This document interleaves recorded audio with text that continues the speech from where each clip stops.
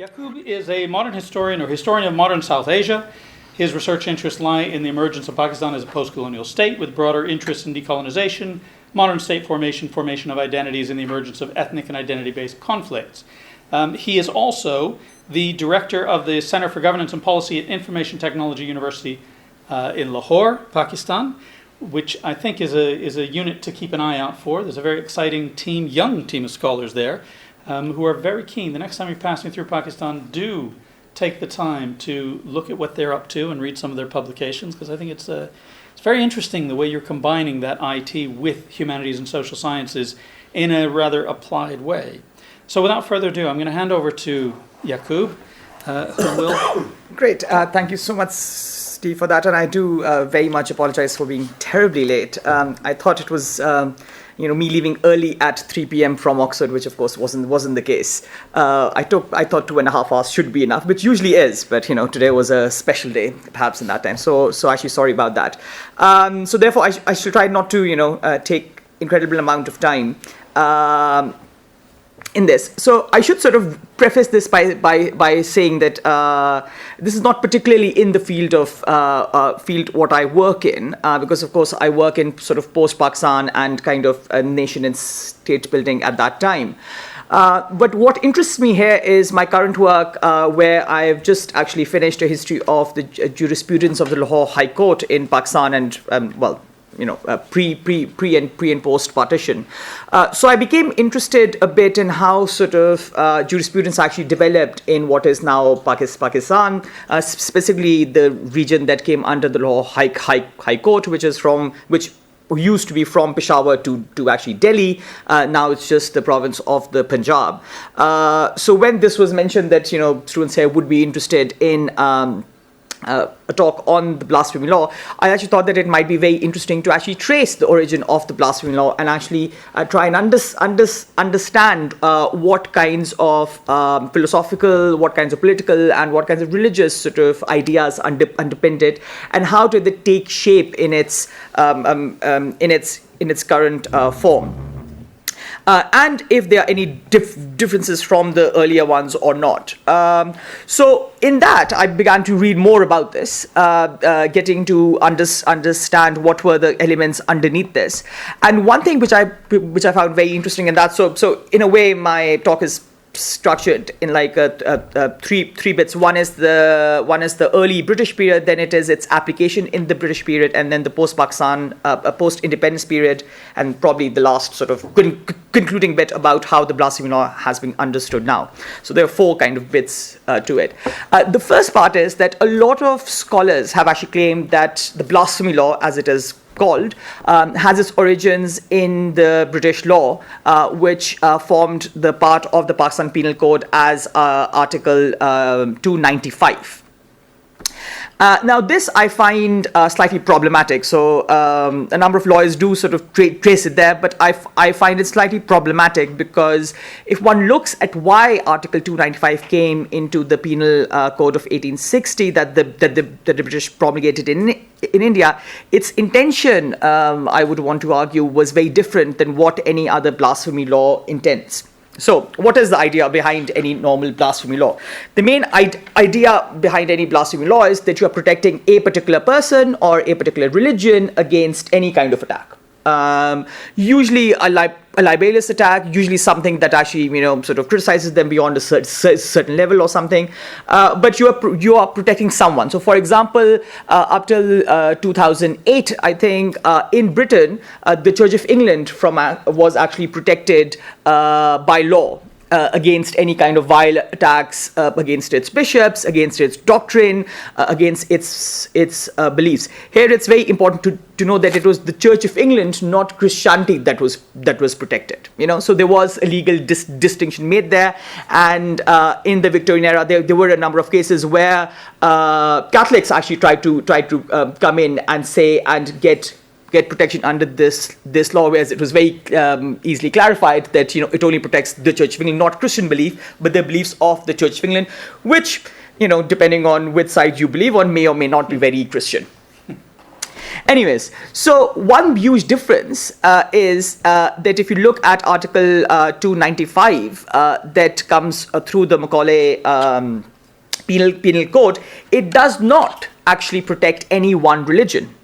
It is a very general article, and I would argue it protects every religion. So I'll just read you the article, and it says, whoever destroys, damages, or defiles any place of worship or any object held sacred by any class of persons with the intention of thereby insulting the religion of any class of persons, or with the knowledge that any class of persons is likely to consider such destruction and or damage or defilement as an insult to their religion, shall be punished with imprisonment of either description of a term which may extend to 2 years, or with fine, or with both.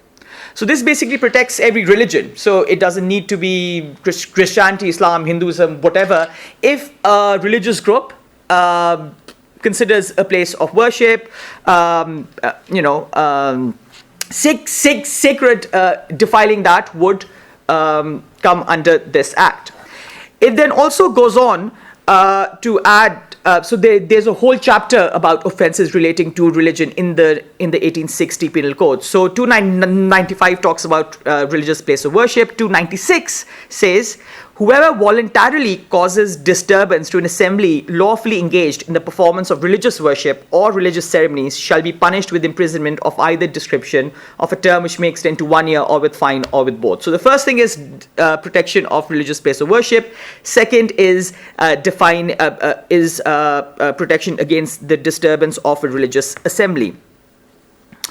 Then there's 297, which is about trespassing of burial spaces and desecrating burial spaces, and that again is very general and applies to all communities.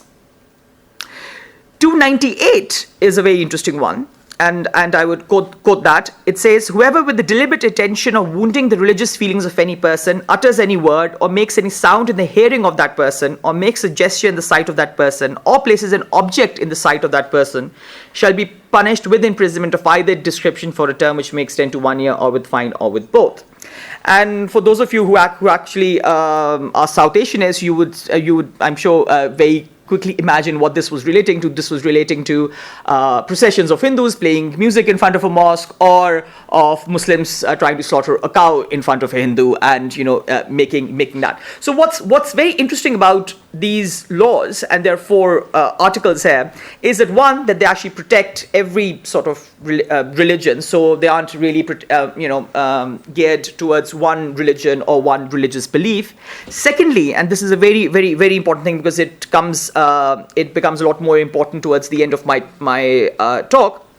The very important element here is of mens rea, is of intention. So everywhere it very clearly says, whoever with deliberate and malicious intention. So you need to have very clear intention in all these kinds of things. You need to have, again, 295 uses the word deliberate intention, 297 uses the word with the intention, 296 uses the word voluntarily causes, 298 uses the word deliberate intention. So voluntarily deliberate intention, you need to have very clear mens rea that you intend to do this, and it just would not happen just because you happen to be there. Or you might be writing something and the other might take offense by it. That does not constitute a religious offense here. So these 4 laws were actually brought in 1860. Now, what's really fascinating is how the British actually implemented these kinds of laws. And I won't bore you with the case law, but this is very interesting, because you could actually imagine lots of circumstances in which lots of classes of people could actually get into trouble in terms of these laws, because they are, to an extent, broadly defined. So with the separation of the 298, which I think is very clear, and it was used for Hindu processions or during the time of Muslim Bakar Eid, and how that works. The others did actually bring in a very interesting case law where missionaries, and this is a very interesting element which brings into my other sort of interest into Christian missionaries in Pakistan, and how they actually objected to this law. So one of the first persons who actually objected to the 295 article were Christian missionaries, and a lot of the missionaries actually said that the real problem is that we won't be able to proselytize, and we won't be able to even hold a religious discussion with a Muslim or a Hindu, which one could see, because of course if you are going to have a discussion with the idea of conversion, then that might cause offense. But the judgment, and there was a judgment in Avad with this reference, and that actually has a very interesting interpretation. And he says, a missionary trying to hold a discussion with a member of another religion does not necessarily aim to outrage his or her feelings, but wants to convince the person of the truth of his own religion. So they've interpreted that in saying, well, an outrage is something else, but if you're trying to convince about your religion's truth, that is something different. So a legal distinction has been made in terms of how this is interpreted, and the government also, by the end of it, begins to be very cognizant of this issue, and actually says that this does not limit any legitimate kind of a discussion or any legitimate kind of a question. It just depends on public outrages. And you see about throughout India about 30 to 40 cases that actually relate to this during the early British period. Now, where does this change? This changes in a very interesting manner, and I think that element I really want to emphasize. So again, broadly speaking, Religious Protection Act, which again, if you look at the words, it is very much in common with the current laws in Britain and elsewhere relating to religious hatred. So, in fact, what the 1860 law in its originality enacted wasn't much different than what actually protects us here against outraging, saying things against a religion to outrage them and to lead to a reaction. In terms of racism, also, a lot of the similar laws are present. So that was the 1860 framework, which I think was very, very broad, was disconnected with the idea of blasphemy in that sense. And I really do find it fascinating that a number of scholars have actually just said, oh, it is related to the British law, whereas actually in its original formulation, I think it has very little to do with the original British formulation of it. But, and that's a very important but, and that's the second bit. Where it changes in the 1920s. It changes in the 1920s because in 1924, there is this very interesting incident in Lahore, Punjab, where this publisher publishes a book called Rangila Rasool. Now, Rangila Rasool is a very interesting book which says some blasphemous things about the Prophet of Islam.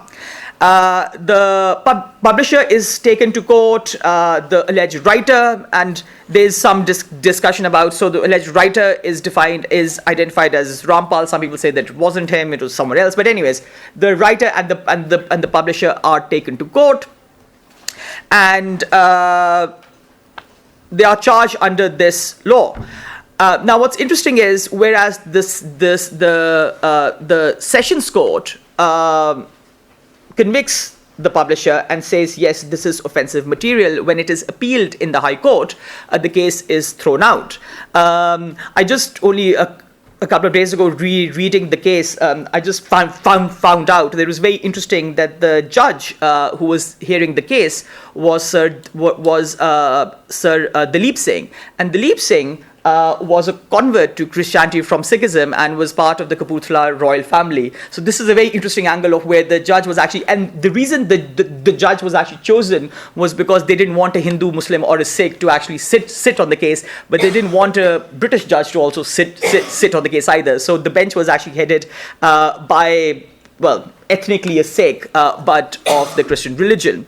And Justice Dilip Singh said that the 295 to 298 do not cover any written books, because they cover defiling of a religious place of worship, disturbing religious assembly, defiling a burial space, or by using words, because of course this wasn't intended in the original thing. So on a technicality, to a certain extent, he actually throws the case out and says, well, because it does not refer to writing, therefore we cannot prosecute. He also says that just by merely writing a book against a person in a religion does not automatically mean that you are inciting hatred against that religion, or you're actually leading to, you actually want to outrage their feelings, which again is a very interesting interpretation, because he's again treating religion in a very sort of broad category rather than a person-based thing, as a very sort of in a way, something that is not just related to a person. So there were other cases that were relating to books written by Jesus on Jesus, and people did bring those cases in. And the jurisprudence of Lahore High Court at that time was developing in this phase, that if it is just an attack on an actions of a religious figure, that by itself does not constitute attack on the religion itself. Which was making a very interesting kind of a distinction between a religious figure and a religion. So an attack on a religious figure does not mean an attack on the religion itself. So that's another distinction that Justice Dilip Singh was trying to make. So this was the early 1920s. But what changes then is in 1927, the British government, and this is very interesting, in 1860, the law is brought through the Council of India, which is composed completely of British men. And in 1927, a change is brought in this article, which is not completely, but which is largely composed of Indian men.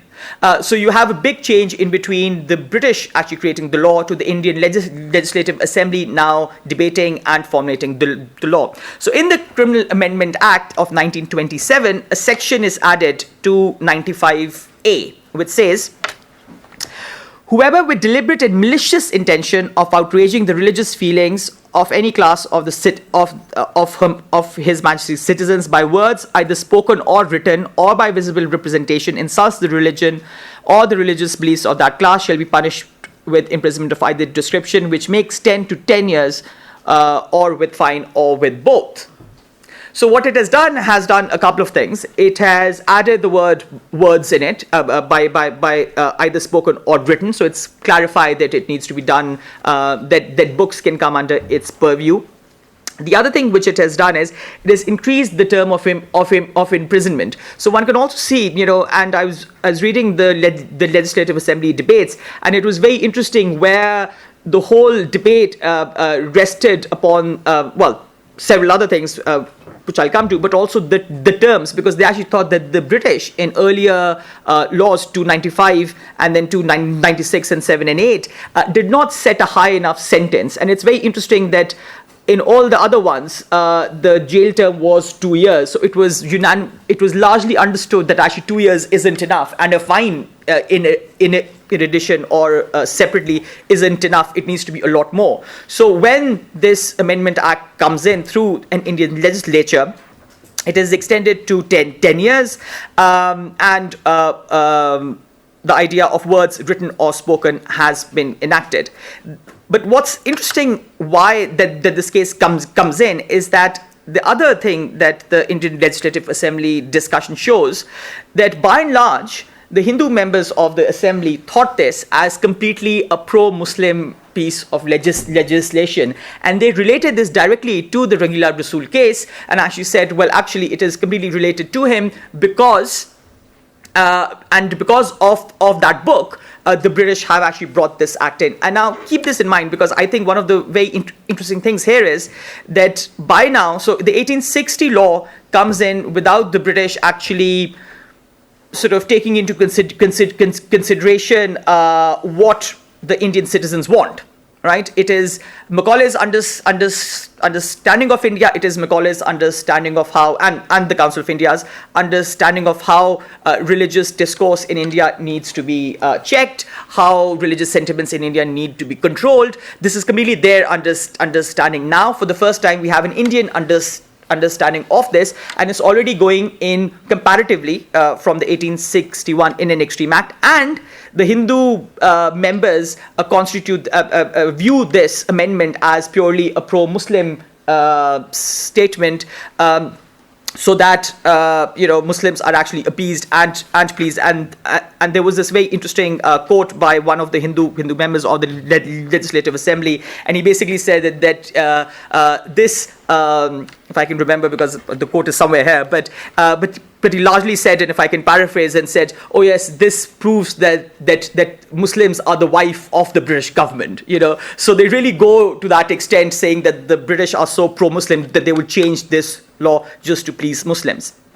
Now, again, a couple of years after this, what happens is that the author of that Ringleader Rasool is actually killed by this guy called Ilmdeen, and Ilmdeen, even though he is eventually hanged by the Lahore High Court, becomes a martyr, is called Ghazi Ilmdeen Shaheed, and even now actually is one of the heroes in sort of folklore in Pakistan, and I'll come back to Ilmdeen right towards the end of it.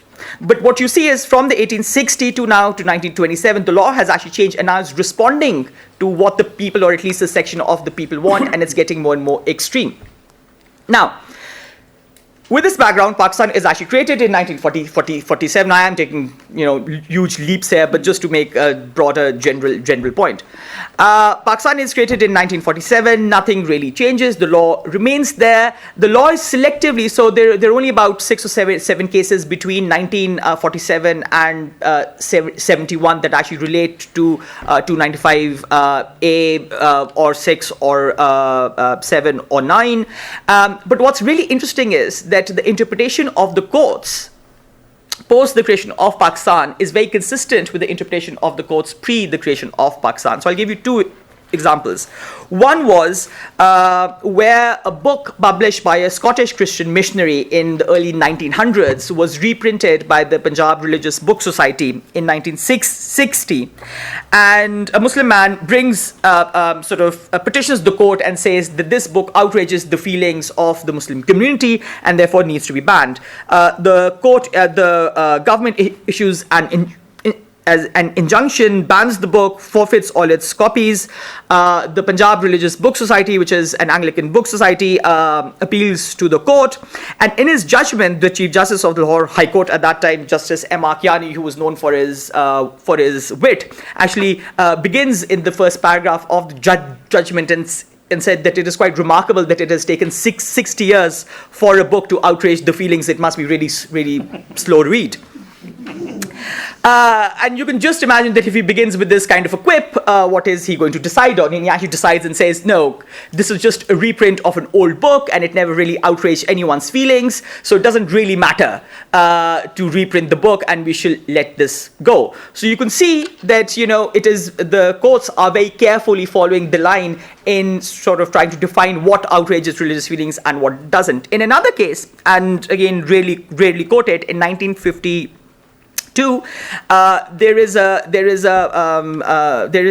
case of a Hindu place of worship in East Pakistan, in East Bengal at that time, which has been taken over by some Muslims of the area in a land dispute, and this religious shrine, this makeshift religious shrine gets destroyed.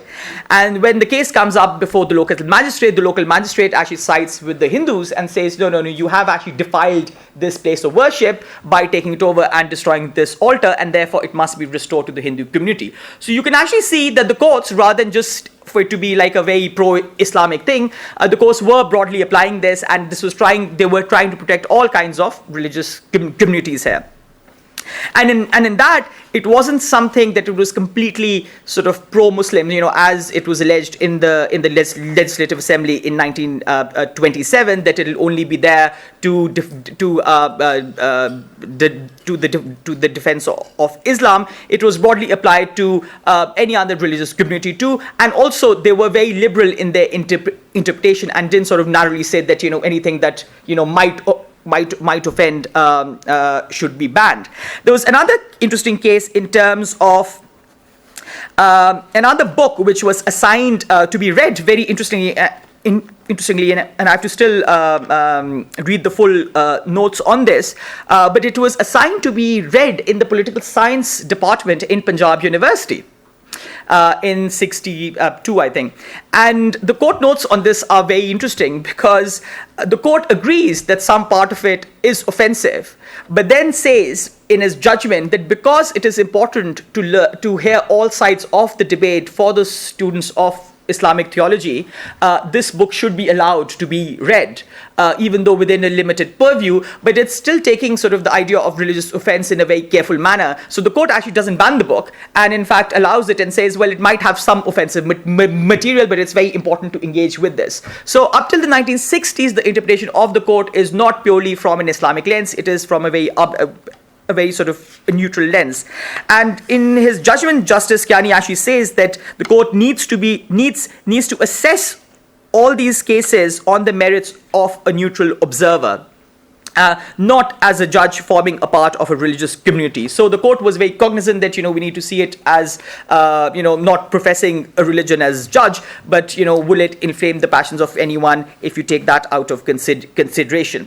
So up till now, at some level, the whole sort of narrative is quite simple, that it's these kinds of laws are actually protecting a wide range of religious beliefs and religious communities, and are there to an extent to do what the British always claimed that they were there to do, was to keep law and order, because that was the paramount concern, and to keep peace, however that's defined. But then everything changes in 1974. As you all know, what changes in 1974 is that you have that law against declaring Ahmadis to defining a Muslim, and by its definition declaring Ahmadis to be non-Muslims. Now, where I kind of differ from a very clear narrative which develops up after that to an extent is that whereas sort of the whole sort of narrative of the blasphemy law is actually by the end of it is dependent on Zia changing things. I actually think that it's the 1974 amendment to the Constitution that actually makes it fairly obvious that something like this blasphemy law will turn up. So, in fact, what is happening is that it's not Ziaul Haq's Islamization, but the change in the Constitution brought about by Zulfikar Ali Bhutto that actually leads to what we now call the blasphemy law. And I also want to make the point here is that the courts change with the change in law. And I think that's very important to understand, because a lot of the times the argument is, well, is it an activist court? Is it keeping close to the book? But if you look at the courts in Pakistan, at least in this sort of limited way, how they look at the law, they're very closely following case law, and they're very closely following how the law is actually set up and how it actually defines itself. So before 1974, for example, whenever a case comes up where the court is asked to declare Ahmadis non-Muslims, it always says, no, it is not our job, we cannot declare anyone non-Muslim. And there is this very interesting incident where the Lahore High Court is petitioned that in a 1930s judgment, the Bahawalpur High Court, which was another princely state, had declared Ahmadis to be non-Muslims, and therefore the Lahore High Court should follow that. And the High Court actually responds to that and says, well, it was not under British common law jurisdiction, and therefore we will not follow it. If it happens under British common law jurisdiction, we will. So the courts, as compared to now perhaps one can't imagine the courts following the law in Pakistan, but at least at that time the courts were very clearly mirroring the changes in law and were actually following the law to a large extent. So I think the nature of 1974 is a lot more critical, because that is when the real framework for the blasphemy law is put in. Because in 1971, what happens is that the main avenue of conflict in Pakistan becomes becomes Bangladesh.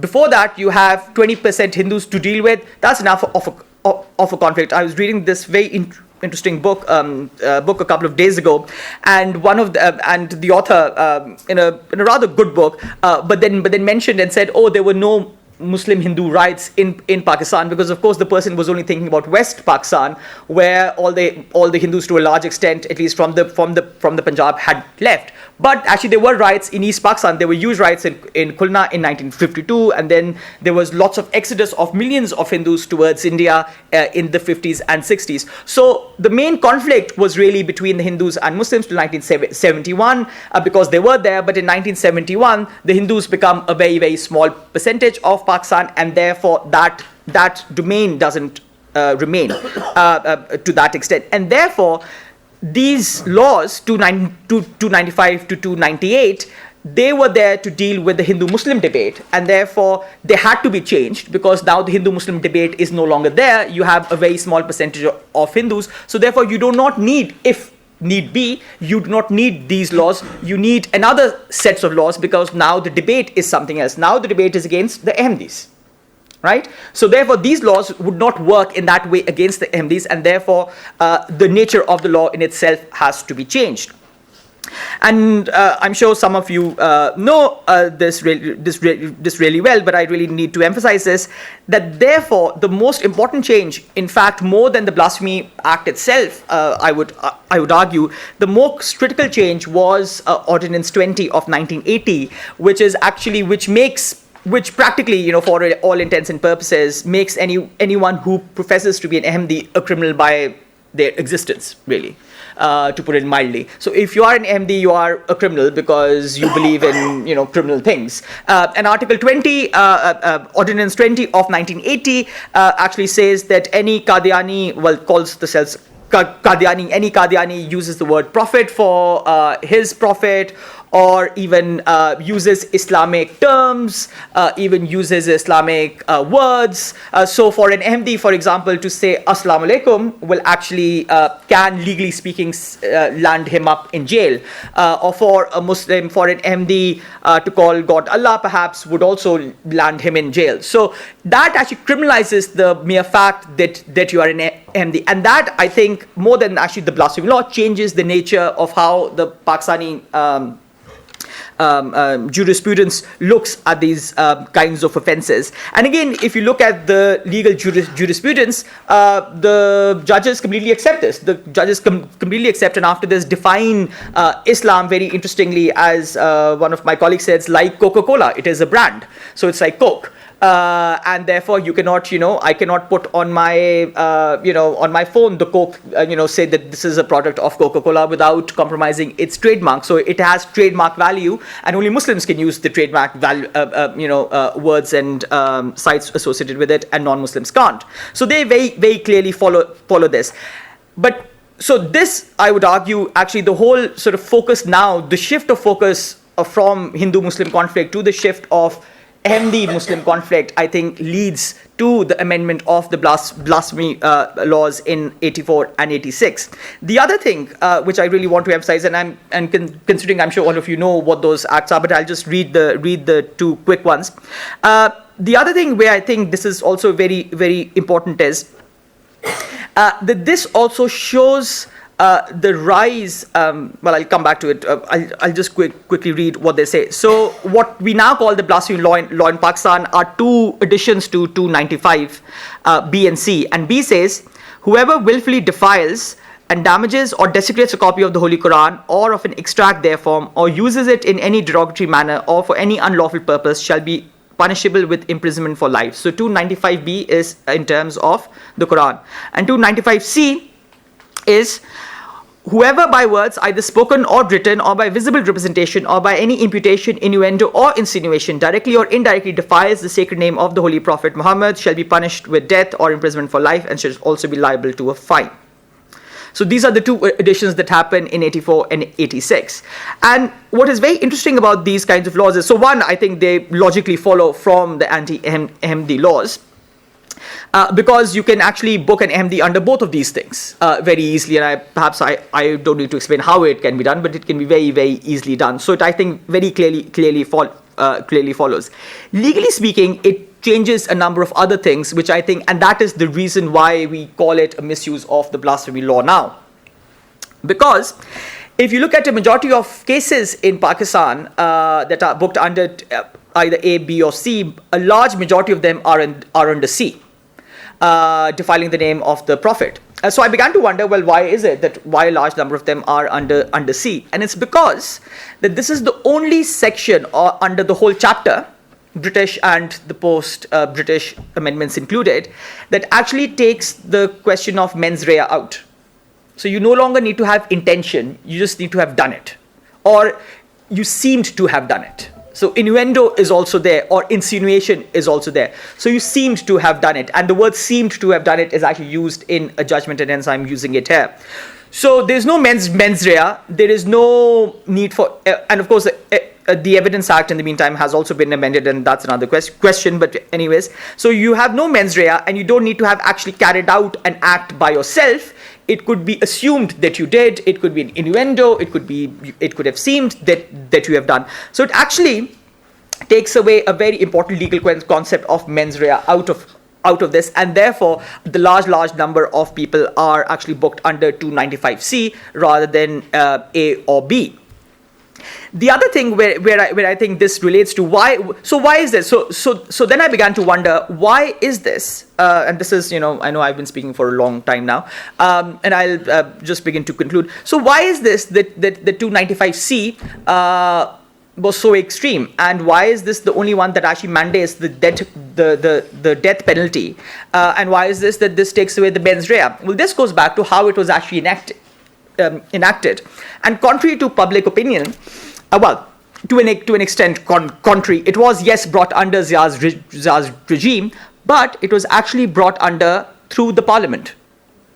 And that is something that a lot of people don't clearly remember. It was brought in by this very interesting lady called Nisar Fatima, who, if you know Pakistani politics, is the mother of, what's the guy's name?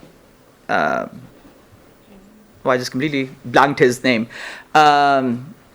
Anyways, by a government minister in the last PMLN government. No. The head of the planning commission. Ehsan Iqbal. So this is Ehsan Iqbal's mother.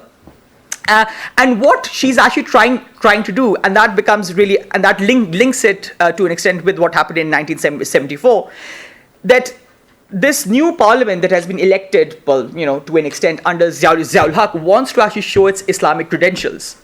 So in that sense, it actually goes beyond what Zia had actually done to prove itself further as a proper Muslim constitutional body, and therefore makes this more extreme. And what's really fascinating, again, in the debate on this law is that Zia's appointed law minister is against this and says, well, you've actually taken out mens rea here, so anyone can be prosecuted for anything here. And the legislators very vehemently emphasize, no, this must be done to protect the honor of the Prophet. Now, of course, one sideline of that is one can argue that this is a rise of some kind of a Barelvi thought about the Prophet and about love of the Prophet. That I think is a legitimate argument. But I think the more fascinating one is that this is a quote unquote elected parliament that actually wants to prove its Islamic credentials by making a more extreme law, which directly connects it to 1974, when again there was a quote unquote elected parliament. And again, people actually forget that the parliament in 1974 was actually not Pakistan's parliament. It was half of Pakistan's parliament, because parliament was elected in 1970. There were only one elections. No elections took place between 1970 and 1976. So the parliament that was elected wasn't of all of Pakistan, because half of Pakistan, went away. Our parliament building went away. I was doing some other research, and I wanted to look at parliamentary papers, and the National Assembly of Pakistan said, well, we don't have these papers here. And I said, well, where are they? They're like, well, they're in Dhaka. And I was like, why are they in Dhaka? And they're like, well, because that's where the parliament actually was. So you have a parliament, you have a quote unquote elected parliament trying to really show its authority. And therefore, in 1974, that's one way of showing an an authority of declaring Ahmadis non-Muslims, and in 1986 you have another way of showing its authority by saying we are legitimate by actually making this blasphemy law and making this very extreme law that makes practically anyone liable to be prosecuted under it. So my last sort of point, and I'll end at this, is that rather than sort of democratic institutions reining in extreme laws and discrimination, in fact, Pakistan's experience, and I think that's the fun question, well, not the fun question, but the real question to really look at, that elected parliaments have actually, to a large extent, undermined freedom and undermined equality and the rule of law, and have been very active and proactive at doing it. So the dictators, if you compare them, actually perhaps are not that extreme to that extent, in that sense. But it's actually the elected, and of course one can debate, are they, how much are they elected? But at least to an extent, they were representative of something or the other. They are there undermining freedoms a lot more. And I think if we understand sort of the blasphemy law in that context, it actually makes it a lot more interesting, and we are able to understand how it kind of forms a part of the process of nation and state building in Pakistan. There are lots of other things I can say, but I think I've gone on for 40 minutes, I've realized now, so maybe I should stop here. And there is a whole bit about how the blasphemy law is used, which I've not gone into, but maybe we can have a discussion on it. Thank you. Thank you very much.